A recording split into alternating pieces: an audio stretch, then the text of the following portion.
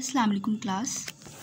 आज का हमारा टॉपिक है the 5 kingdoms, page number 37। So let's start our lecture. कल हम लोगों ने 5 किंगडम्स देखे थे, कौन कौन से हैं और उनकी बेसिस ऑफ क्लासिफिकेशन क्या थी, जिसके मतलब किस बेस पे हम उनको डिवाइड कर रहे थे इनटू ग्रुप्स। अब हम देख लेते हैं उनके कैरेक्टरिस्टिक्स क्या हैं। The general characteristics of the 5 kingdoms are as follows.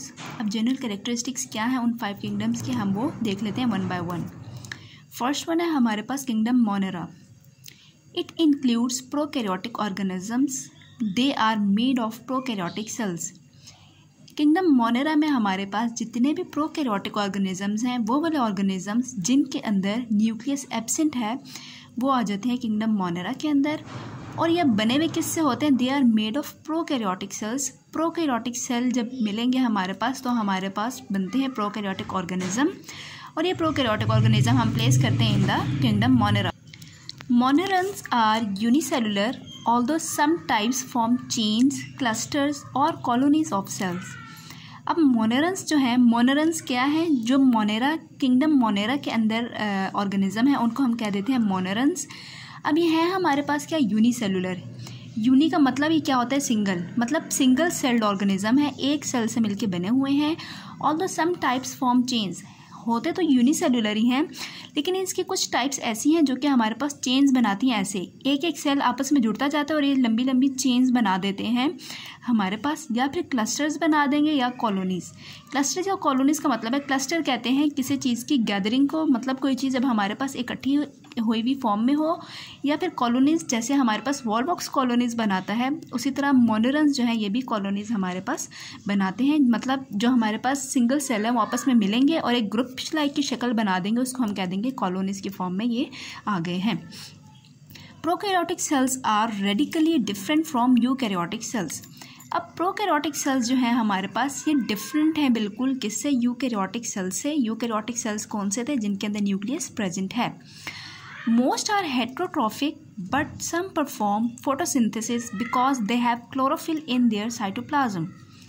अब इनमें मोनेरन्स में बहुत सारे जो हैं हमारे पास, वो क्या है? हेटेरोट्रॉफिक हैं, मतलब ज़्यादातर जो है इनमें हेटेरोट्रॉफिक हैं।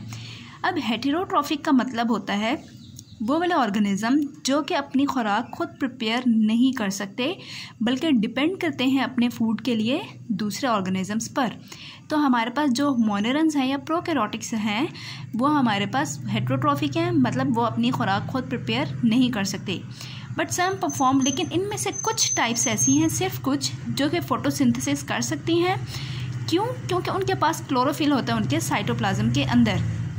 मगर सेल का स्ट्रक्चर जो होता है हमारे पास, उसके अंदर हमारे पास सेल मेम्ब्रेन तो सबके अंदर ही होती है, उसके अंदर ही जो सारा रीजन होता है उसको हम कह देते हैं साइटोप्लाज्म। तो इनका जो साइटोप्लाज्म है, इसके अंदर क्या प्रेजेंट होता है? क्लोरोफिल। इसी क्लोरोफिल की वजह से फोटोसिंथेसिस ये कर सकते हैं। तो फोटोसिंथेसिस होने के लिए ज़रूरी है कि उनके अंदर क्लोरोफिल प्रेजेंट हो। तो जिन ऑर्गेनिजम्स के अंदर क्लोरोफिल प्रेजेंट होगा वो हमारे पास फोटोसिंथेसिस कर सकेंगे। इसका मतलब है कि वो अपनी फूड जो है वो खुद प्रिपेयर कर सकते हैं। Within this kingdom there are 2 different kinds of organisms. अब इस किंगडम में हमारे पास 2 टाइप्स के ऑर्गेनिजम्स आते हैं, बैक्टीरिया एंड सियानोबैक्टीरिया। ये 2 एग्जांपल्स इन्होंने हमें बता दिए हैं। बैक्टीरिया और सियानोबैक्टीरिया जो है ये हमारे पास, सियानोबैक्टीरिया भी बैक्टीरिया टाइप ही बैक्टीरिया की तरह ही होता है।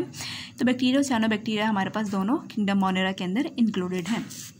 नेक्स्ट आ जाता है हमारे पास kingdom Protista. It includes eukaryotic, unicellular and simple multicellular organisms. इसमें हमारे पास यूकैरियोटिक मतलब जिनके अंदर न्यूक्लियस प्रेजेंट है, और साथ में क्या है? यूनिसेलुलर है, single celled and simple multicellular, और इसके अंदर मल्टीसेलुलर ऑर्गेनिज्म भी प्रेजेंट है। मल्टी कहते हैं मैनी को, मतलब जो एक से ज़्यादा टाइप्स ऑफ सेल से मिलके बने हों, तो उन्हें हम कह देंगे multicellular. Single celled, unicellular and more than one cell जो होंगे, one celled organism, these are the multicellular organism. लेकिन क्या है? ये कॉम्प्लेक्स नहीं होंगे, सिर्फ सिंपल मल्टीसेलुलर ऑर्गेनिज्म जो है वो किंगडम प्रोटिस्टा के अंदर इंक्लूडेड होंगे। There are 3 main types of protist. अब 3 टाइप्स हैं हमारे पास प्रोटिस्ट की। फर्स्ट वन है हमारे पास एलजी। एलजी हमारे पास क्या है? आर यूनिसेलुलर, कॉलोनियल और सिंपल मल्टीसेलुलर। एक तो यूनिसेलुलर बी हो सकती है सिंगल सेल्ड, कॉलोनियल कॉलोनीज भी बना सकती है जस्ट लाइक बॉल बॉक्स, और सिंपल मल्टी सेलुलर भी हो सकती है। मतलब तीनों वेरिएशन इसके अंदर प्रेजेंट हैं in case of algae. They resemble plant cells with cell walls and chlorophyll in chloroplast. अब ये प्लांट से रिजेंबल करते हैं, प्लांट से मिलते जुलते हैं। कैसे? एक तो इनकी सेल वॉल होती है, इस वजह से प्लांट्स के अंदर भी सेल वॉल प्रेजेंट है, और इनके अंदर क्लोरोफिल प्रेजेंट है जो कि प्लांट्स के अंदर भी है इनके क्लोरोप्लास्ट के अंदर। तो क्लोरोप्लास्ट जो है प्लांट्स के अंदर भी होता है और इन एल्गी के अंदर भी है, और सेल वॉल भी इसके अंदर प्रेजेंट है। इस वजह से हम कह सकते हैं ये प्लांट्स से रिजेंबल करते हैं इस सेंस में। Simple multicellular means that they do not have multicellular sex organs and do not form। अच्छा, अब जो सिंपल मल्टीसेलुलर मीन्स है, अब हमने यहाँ पे बात की सिंपल मल्टीसेलुलर है। मल्टीसेलुलर तो ठीक है, समझ आती है, मैनी सेल से जो मिलके बना हो, 1 2 या 2 से ज़्यादा सेल से जो मिलके बने होते हैं वो मल्टीसेलुलर है। लेकिन सिंपल मल्टीसेलुलर का मतलब है कि इनके अंदर सेक्स ऑर्गन्स नहीं हैं। सेक्स ऑर्गन्स हमारे पास क्या हैं? यही एग और स्पर्म जो फॉर्म करते हैं हमारे पास, वो इनके अंदर सेक्स ऑर्गन्स में आ जाएंगे। जिस तरह ओवरीज हैं इन केस ऑफ फीमेल्स, और मेल्स के केस में हमारे पास वो होता है टेस्टिस होते हैं। ठीक है, तो ये दोनों सेक्स ऑर्गन जो हैं इन केस ऑफ एल्गी, जिसके अंदर ये एब्सेंट होंगे सेक्स ऑर्गन्स, वो होगा तो मल्टीसेलुलर, लेकिन उसे हम कहेंगे सिंपल। अगर उसके अंदर सेक्स ऑर्गन प्रेजेंट होंगे तो हम कहेंगे कॉम्प्लेक्स मल्टीसेलुलर ऑर्गेनिजम्स। और ये and do not form embryos during their life cycles. और ये जो हैं अपने लाइफ साइकिल में, लाइफ साइकिल कहाँ से होता है? जहाँ से लाइफ स्टार्ट होती है, मतलब एग से लेके जब पूरा वो डेवलपमेंट होके बेबी बनता है, बेबी के बाद अनटिल इट्स डेथ, ये पूरे का पूरा उसका क्या हो जाता है? Life cycle. तो पूरे के पूरे लाइफ साइकिल में उनके अंदर एम्ब्रियो नहीं बनता, क्योंकि प्लांट्स और एनिमल्स दोनों के अंदर एम्ब्रियोज बनते हैं, इस वजह से वो कॉम्प्लेक्स मल्टीसेलुलर ऑर्गेनिजम्स हैं। लेकिन जो हमारे पास सिंपल मल्टीसेलुलर ऑर्गेनिजम्स हैं, उनके अंदर एक तो हमारे पास सेक्स ऑर्गन्स एब्सेंट हैं, ठीक है, और सेकेंड वन इनकी जो लाइफ साइकिल है उसके अंदर एम्ब्रियोज भी नहीं बनते। अब सेकेंड वन है हमारे पास protozoans. Protozoans resemble animals whose cells lack chlorophyll and cell walls।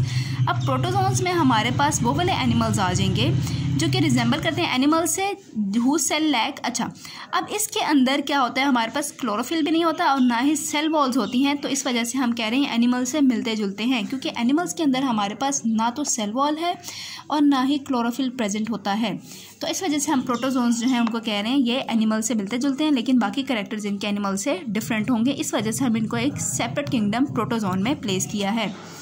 और थर्ड वन आ जाते हैं हमारे पास सम प्रोटिस्ट आर फंजाई लाइक। और कुछ प्रोटिस्ट हमारे पास ऐसे हैं जो कि फंजाई की तरह हैं, पूरे के पूरे फंजाई से नहीं मिलते, बल्कि कुछ कैरेक्टर जो है उनके फंजाई से मिलते हैं। इस वजह से हमने उसको भी एक सेपरेट किंगडम प्रोटिस्टा में डाल दिया। तो प्रोटिस्टा में हमारे पास 3 टाइप के ग्रुप्स आ रहे थे, algae, second one protozoans and third one is fungi like. बस आज के लिए इतना ही। Thank you so much.